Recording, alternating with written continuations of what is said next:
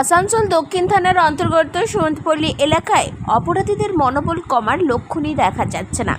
দিন দিন অপরাধের প্রবণতা বেড়েই চলেছে এবং সেখানকার অপরাধীরা প্রকাশ্যে পুলিশকে চ্যালেঞ্জ করছে। এই এলাকায় ছিনতাইয়ের ঘটনা ঘটেই চলেছে ক্রমাগত। গতকাল রাত্রে ব্যবসায়ী দীপঙ্কর চট্টোপাধ্যায়কে বন্দুক দেখিয়েই ছিনতাইয়ের চেষ্টা করা হয়। পুরো ঘটনাটি দেখা যায় সিসিটিভি ফুটেজে। শুনে নেব আমরা ব্যবসায়ীর মুখ থেকেই কী ঘটনা ঘটেছিল।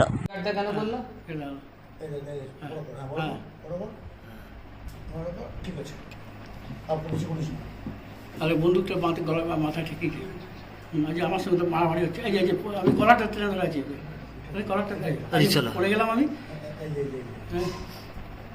ফেলে দিলেন? হ্যাঁ, দিয়ে পালিয়ে গেলাম।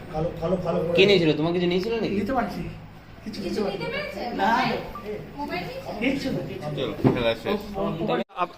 প্রথম কথা বলুন যে আপনার এখন আপনি কোন এরিয়ায় দাঁড়িয়ে আছেন এবং কি হয়েছিল? আমি সুমতপল্লী এরিয়ায় দাঁড়িয়ে আছি।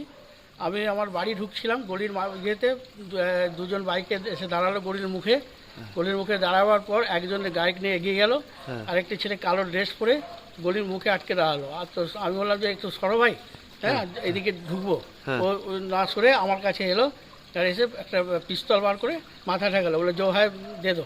হ্যাঁ, তো আমি বললাম, আমি তখন ইয়ে করে তখন গাড়ির চাবিটা, হ্যাঁ আমি গাড়ির চাবিটা সঙ্গে সঙ্গে হাত থেকে কেড়ে নিলাম। কেড়ে নেওয়ার পর ও আমার কাছে গলি মার দেঙ্গে।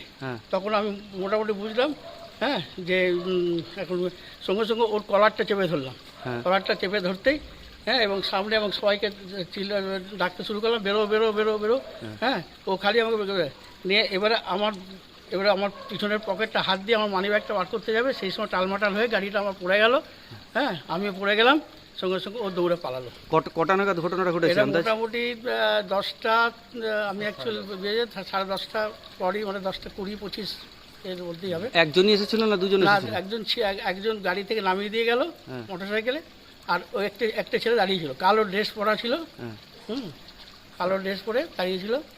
হ্যাঁ, আপনি হাতে পিস্তল, কোমরে পিস্তল ছিল, পিস্তল বার করে মাথায় ঠেকিয়ে, হ্যাঁ, তো বলছে নিতে পারিনি তো না, কিছু নিতে পারিনি।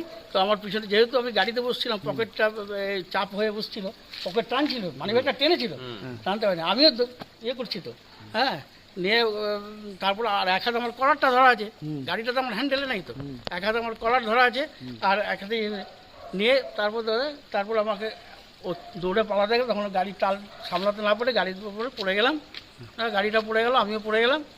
হ্যাঁ, সঙ্গে দৌড়ে চলে গেল। নাকি কোন দিকে পালিয়ে গেল? ওরা সোজা দৌড়ে চলে গেল রাজডাঙ্গার দিকে।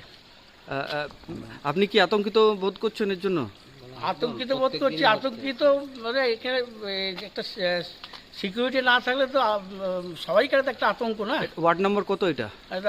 48 ওয়ার্ড নম্বর। নামটা? আপনার নাম? আমার নাম দীপঙ্কর চ্যাটার্জি। আপনি সুমতপল্লীতে থাকেন? আমি সুমতপল্লীতে থাকি। আর কি করেন? আমি এখন আমার একটা ব্যবসা করি সুভাষপল্লীতে। এখন রাতের বেলাতেই এরকম টাইমে ঢোকেন? মোটামুটি 9:30 থেকে 10:30টার মধ্যে ইন করে আসি। আসানসোল থেকে সঞ্জয় যাদবের রিপোর্ট, 99 নিউজ বাংলা।